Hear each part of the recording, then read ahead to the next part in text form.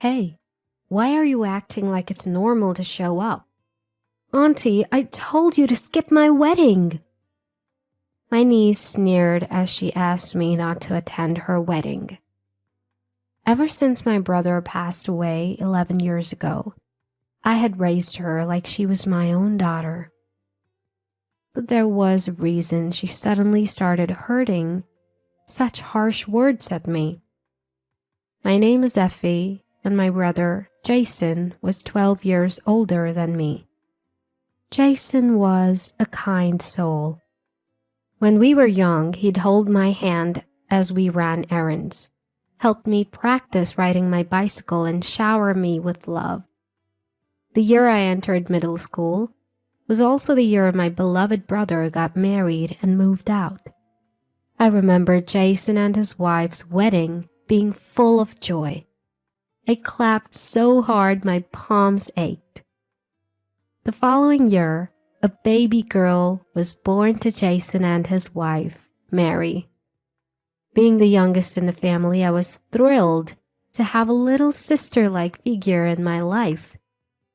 We named her Heidi, and I loved her as much as my brother had loved me. Even after Heidi was born, my brother and his wife continued to dote on me, and from middle school to high school, I frequently visited their home and spent time as a part of their family. While sitting at lunch one day, I thought to myself that I hadn't seen Heidi in a while. I was now 27 years old and working for a major fruit wholesale company, directly dealing with fruit farmers for various regions.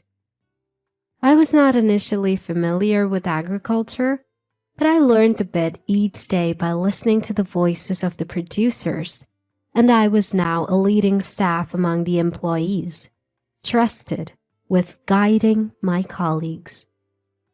One stormy day, I received sudden news that shocked me. That day, a typhoon was approaching, and we finished work a bit earlier than usual. Still, the weather outside was incredibly violent during my commute home, with gusts of wind so powerful they threatened to carry me away. It was on such a stormy day that my brother, under the orders of his boss, had been forced to go out on sales rounds. Jason was very earnest and hardworking. Even on that day, he was trying to make sales even in the adverse weather and didn't slack off. As he walked through the strong wind, a sign from a building fell and struck him directly. I heard about my brother's death, and I somehow managed to get my trembling legs to take me to the hospital. By the time I arrived, everyone was already there, and my parents were hunched over, crying silently. Seeing my parents crying and the painful sight of my brother, I couldn't help but shed tears, even though I still couldn't believe what had happened. Even though I understood the situation, the reality was too hard to accept. I sat next to my brother and cried. I noticed Mary and Heidi, Jason's wife and daughter, looking as if they were in a daze, not sobbing but simply staring blankly at the wall, thinking it best to leave them be. I felt so sorry for them. From then on, we supported each other as a family even more than before. Mary, who is currently on leave from work, was a part-time worker within the scope of dependent support, and she will need a job in the future to sustain her life. My parents and I decided to support Heidi and Mary's future, including her re-employment, with all our might. About a year after the funeral, Mary, who had returned to part-time work, decided to move because the rent was becoming too much for her current income. She had received compensation and workers' compensation insurance from Jason's company due to the accident at work. And of course, we agreed with Mary's prudent decision. But on the day of the move, when we went to help, we found only Heidi crying in the somewhat tidied room. Heidi holding a letter that said her mother couldn't raise her on her own, was only 16 years old. It seemed that Mary had called us to help with the move to ensure her daughter was taken care of after she left. Reading the letter, I felt a tightness in my chest, wondering if Mary had been so anxious that she wanted to run away after Jason's death. From the contents of the letter and what Heidi told me, it seemed that Mary believed it would be better for Heidi to be raised by our family than by her, who was economically unstable. Although it said she was thinking of Heidi first, what she did was equivalent to abandoning her high school daughter. Of course, I was angry at Mary, and we even went to search for her at her parents' house. However, the people who came out of the house were a family we didn't know, and we learned that not only Mary, but also her parents had moved. We contacted Mary's relatives, but there was no family willing to live with Heidi, who was a high school student and had the prospect of significant expenses for college. As a result of our discussions, we decided to take care of Heidi in my house with the support of my parents. Despite the difficult times, Heidi smiled and said, "Effie, please take good care of me." And I hugged her tightly. 11 years have passed since then, and Heidi graduated from college and found a job at a local company. When she brought up a serious conversation, I felt the passage of time and nodded. "You're 27 now, after all." Seeing that, Heidi blushed a little and said, "Effie, I'm getting married." She met her boyfriend through a friend, and he was 1 year older than Heidi, and he seemed like a gentle and fine young man from the pictures. According to Heidi, he really cares about her, and although he is usually reliable, he can be a bit off at times, and she likes that part of him too. I was really happy and repeated congratulations so many times that Heidi was amazed. The man seems to be quite busy, and I haven't met him face to face yet. Heidi would try to set up dates for me to see him, but it always falled on days that I was busy. But in spite of her boyfriend's busy schedule, he actively participated in the wedding preparations, and Heidi seemed truly happy. When they shared with me that their ideal plan was beyond their budget, I remember my brother's wonderful wedding. I wanted Heidi to have the most memorable wedding, one that would make her happy for the rest of her life. I provided financial support as much as possible and looked forward to a ceremony filled with Heidi's dreams. On the long-awaited wedding day, as it was time to leave, I urged Heidi to prepare and made my final check on my belongings. I couldn't afford to make a mistake at my daughter's grand event, so I checked multiple times before finally setting off. As I followed Heidi down the hallway, I was already filled with so many emotions. Just the sight of her in her wedding dress was enough to make me tear up. I thought that both the groom and his parents, as well as my late brother in heaven, might laugh at me if they saw me crying so much. Still, I found these moments of contemplation to be a joy. Just as we got to the front door, Heidi turned around abruptly. She smiled gently at me and said, "Don't come, Auntie." "Huh?" "I'm telling you to not attend my wedding, Aunt Effie." I stared at Heidi, unable to comprehend what she had just told me. She burst out laughing at my confusion. "Why do you think you have the right to attend my wedding? No matter how much you did for me, to replace my mother, you're still my aunt, an outsider, right? There's no way I can introduce you as my mother to my guests." The words spoken by my niece, whom I had lived with and cherished for over 10 years, were shockingly hurtful. Indeed, I am not her biological mother. No matter how much time has passed, Heidi never called me her mom. The reality that to Heidi, her only mother was Mary, finally hit me again.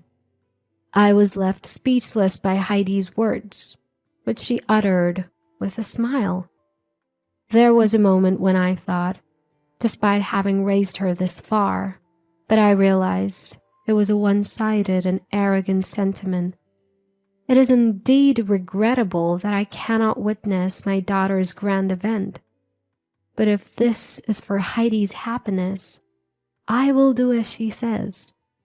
Suppressing my feelings, I told her that I understood, and gave her my blessings, and decided to absent myself from the wedding. Several hours later, Heidi returned home while I was still recovering from the shock. She came into the living room laughing cheerfully, and to my surprise, behind her was Mary, who had disappeared 11 years ago. "Long time no see, Effie. You've aged a lot." Mary, who made quite a light-hearted entrance, extended her hand towards me the moment she saw my speechless face. "I'm sure you know that my daughter got married. Give us a gift. $10,000 will do. You'll be down to offer Heidi that amount, right, Auntie Effie?" Her red lipstick-clad mouth curled into a smirk. Heidi, standing next to Mary, echoed her mother's words with a similar smile. As they urged me to cough up the money quickly, the two started revealing a shocking truth. In fact, Mary's disappearance was a scheme to freely spend the insurance money and the funds from my brother's company. Mary, who had been working part-time and left the household finances to my brother, seemed to have completely changed after suddenly coming into a lot of money. Although she had never been poor, she became stingy about spending the money she had acquired, even on her daughter. Once she realized that she could control everything, her greed led her to use me, a single woman with a stable life, to raise Heidi so she could save on major expenses like college tuition. And terrifyingly, this all was a farce that Heidi was aware of. Only our family thought Mary had disappeared. She and Heidi were secretly contacting each other on their phones to prevent us from finding out, and they eventually started meeting once a month. When Heidi became a college student, her spending increased dramatically, and I heard she had started a part-time job, but in reality, she was receiving pocket money from Mary and hanging out. For Heidi, who was in her partying phase, Mary, who gave her money and let her do as she pleased every month, was undeniably the best mother. That's why Heidi coldly laughed. She deliberately refused to call me mom, knowing how much I loved her as my daughter. After Mary finished revealing the truth about her disappearance, she laughed mockingly and said, "Oh, did you perhaps use up all your savings and can't afford a gift anymore?" But well, it was a more lavish ceremony than expected. So I'm proud as a mother who supported her financially for her wedding. Right, Auntie? Mom, you're so mean. From now on, you should say for yourself.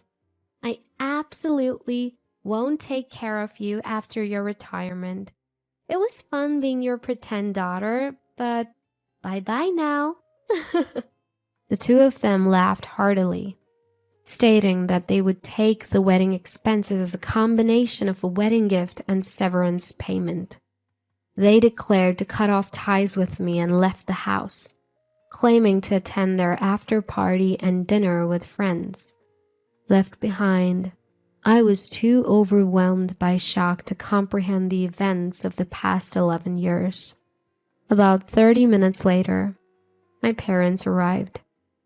They had been shocked at the wedding when Mary appeared as Heidi's mother, but didn't want to ruin their granddaughter's big day, so they stayed put until the ceremony ended. Afterwards, they had been looking for Mary. Unable to find her and unable to reach me, they decided to check on me at home. Seeing my parents, I broke down in tears. When I tearfully confessed everything about Heidi and Mary's scheme, my parents were furious. However, even if my parents wanted to talk directly, it seemed that Heidi had already switched off her phone and we couldn't reach her. We could have tried to locate Heidi through Jason's family, but we had raised Heidi because we wanted to. Confronting them would make us feel better because we never expected anything in return. We could have hired a lawyer to claim back my money, but I just didn't have the courage to sue my own daughter, whom I had cherished and raised for over 10 years. After discussing the situation, we decided to let it go, as they wished. We decided to sever our ties and bury everything in the past. Once free from the situation, I took the bold step of resigning from the company I had been working for and started my own fruit wine manufacturing business. I used domestically produced fruit that could be sold due to irregular shapes or fruits that were partially damaged due to weather conditions to develop and produce my products. My new venture, which I started with the idea of reducing fruit waste while still working at my previous company, gradually gained support from not only farmers but also various supporters due to the growing concern about food waste. Though it was challenging as I embarked on this new journey, the connections I made during my corporate career helped me immensely, and I made steady progress. The business that initially ran at a loss slowly started to increase its sales over 3 to 5 years, and the consistent growth made it a company to watch in the industry. One day, Heidi suddenly visited my office. She was already crying when she arrived and ran towards me as soon as she spotted me. Surprised, but not wanting to cause a scene, I took her into the reception room. Effie, I'm really sorry for everything. I've reflected on my actions and I need your help. I'm still like a daughter to you, right? After all, we lived together for such a long time. I'm really in trouble, Effie. Please help me financially. A woman, now well over 30, sobbed like a toddler. A receptionist who Heidi seemed to have pushed past arrived out of breath with several other staff members, all trying to drag Heidi out of the office. Watching this scene, I felt disheartened. She was, after all, after my money. According to Heidi, by the time Mary had appeared before me, she had almost exhausted all the money she had. Unaware of this, Newlyweds Heidi and Jason expected support from Mary and willingly invited her to live with them. Initially, their life together seemed to go well, but everything changed when they built a new house. Heidi's husband took out a hefty loan to build a house with unique architectural features, expecting his mother-in-law to pay for it. Heidi wanted a kitchen with the latest equipment, and Mary, assuming her son-in-law was well off, chose the best from wallpapers to lighting for her room. Their loan turned out to be a heavy burden as everyone was relying on someone else's money. To make matters worse, their lifestyle was beyond their means, and Mary's money was already depleted. Even so, Mary, claiming to have given Heidi enough pocket money, started asking for money and never worked. This drove Jason to gambling out of stress from his mother-in-law's outrageous behavior. Unbeknownst to Heidi and Mary, Heidi's husband even accrued debt under their names, leaving their household finances in shambles, regardless of how much Heidi worked. "We're now trying to sell the house as his parents suggested, but we can't find any buyers. Mom gets fired every time she tries to work, and both my husband and I are exhausted from working overtime every day. You're the only one I can rely on, Effie. If I'm not happy, Dad wouldn't be able to rest in peace either, right?" Heidi, desperately appealing to me, reached her hand out while being escorted by my staff, smearing her face with tears and snot as she asked for money. I was slightly relieved to find that my heart was unmoved by this spectacle. The matter of this mother and daughter had firmly become a thing of the past in my mind. Finally, I broke my silence. "Do you have an appointment, ma'am? Our company is not a financial institution, so we cannot lend money to strangers. If you're in trouble, please consult a bank or consumer finance company." Stunned, Heidi was lost for words when I turned back her own phrase. Stranger. That one had pushed me to the abyss of despair. Maybe she thought that if she cried and pleaded, she would get help. I followed my staff and led Heidi to the company's entrance. When she still wouldn't budge, I gently pushed her shoulder, guiding her a step outside the entrance. Realizing that I was never going to be her ally, for the first time, Heidi called me Mom. "I don't have a daughter," I said. My words must have struck her hard as she turned white and ran away. After that incident, I started receiving spam texts from Heidi and Mary, which all centered around the dire financial situation. I ignored them all, but they persistently requested money or a loan. Seeing this, it's clear that they are struggling under a crushing debt. It would be a nuisance if they call my company's front desk, even if I block their calls. So I'm receiving a bunch of texts, but I have no intention of ever replying. If they ever send something to my company, I might sue them for business obstruction. Finally recovering, I've decided to move abroad to expand my business and study to make better wines. It seems I won't have to face those two for a while, and with anticipation for my new environment, I'm dedicating myself to work every day.